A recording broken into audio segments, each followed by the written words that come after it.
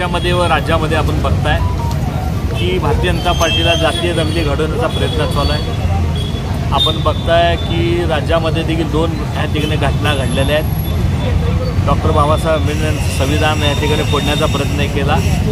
दुसरी गोष्ट, काल दिल्लीमध्ये स्वतः अमित शहा देशाच्या गृहमंत्र्यांनी बाबासाहेब काय नाव घेता, असं तुम्ही नाव घेतलं तर देव पावणार नाही, असं या ठिकाणी त्यांनी भूमिका बाबासाहेबांनी बोलली आहे।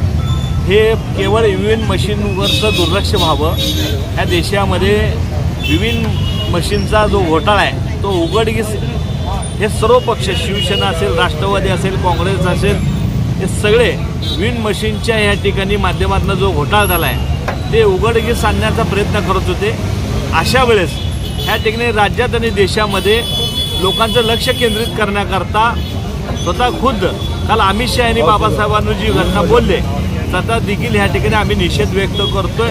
पण ईव्हीएम मशीन हटाव देश बचाव ही मोहीम अख्ख्या देशभरामध्ये भविष्य काळात चालणार आहे। आणि आपण बघताय की मुंबईमध्ये काँग्रेस पक्षाचं ऑफिस फोडण्यात आले। भारतीय जनता पार्टीचे लोक काँग्रेस भवन फोडण्याचा प्रयत्न केले। ह्या लोकांना सत्तेचा माज आला आहे। राज्यामध्ये त्यांची सत्ता आहे, देशामध्ये सत्ता आहे आणि उघड खून खराबा गुंडाशाही करण्याचा ह्या ठिकाणी त्यांचा प्रयत्न चालू आहे।